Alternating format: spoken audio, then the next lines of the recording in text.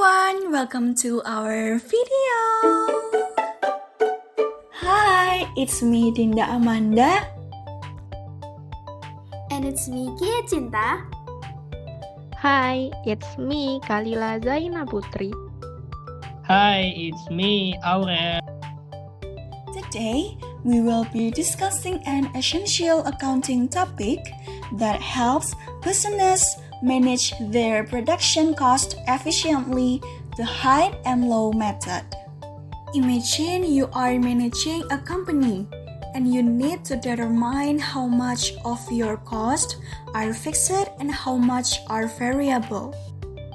Understanding this is crucial for budgeting, pricing decisions, and maximizing profits. That's where the high and low method comes in. It is a simple yet effective way to separate fixed and variable cost by analyzing only the highest and lowest activity levels in a given period. Okay guys, this high and low method has two characteristics. What are they? First, this method only requires two data points, the highest and lowest activity. No need to use complicated statistical formulas. So perfect for quick analysis. Then the second, this method only uses the highest and lowest activity data. For example, the busiest and quiet months. But be careful guys, if there are outliers, the results can be missed. Okay, now we will use the data from PT Jackson Wong to calculate the variable cost and fixed cost using the high and low method. It is known that the amount of raw material costs incurred by PT Jackson Wong to produce the number of goods to be produced from the month January until September is like on the table.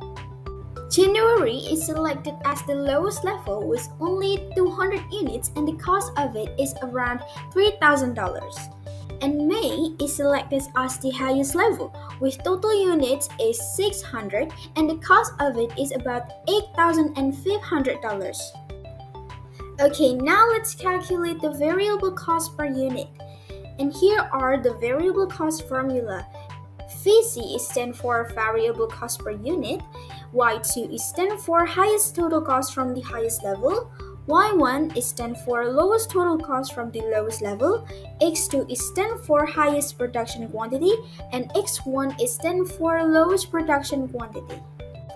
Okay, we just need to enter the nominal from previous data into the formula, and it can be taken that the highest quantity of goods produced is $8,500 minus the lowest, which is $3,000, and then divided by the highest raw material cost, which is 600, minus by the lowest material cost, which is 200, and the result is 5,500 divided by 400, and it's equal to 13.75.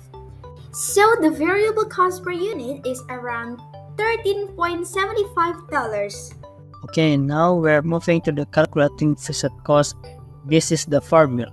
Okay, now we already know the formula and we have to know too what means the alphabet in the formula.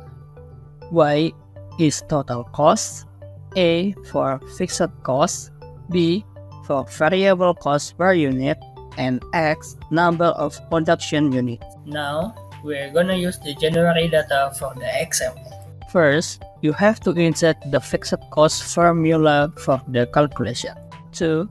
You have to analyze the number will represent which alphabet. 3. Insert the number and do the calculation.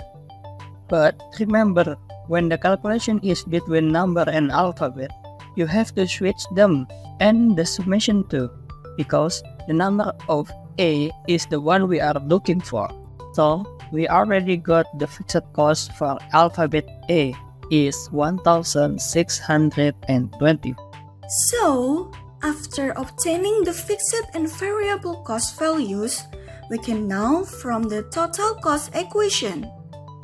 Y equals 1,625 plus 13.75x. This means 1,625 is the fixed cost that remains unchanged regardless of production quantity, and 13.78 is the variable cost that changes based on the number of units produced. Okay, the calculation using the high and low method is complete.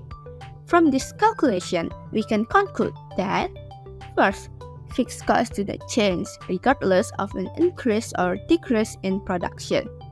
Second is variable costs increase as the number of units produced increase.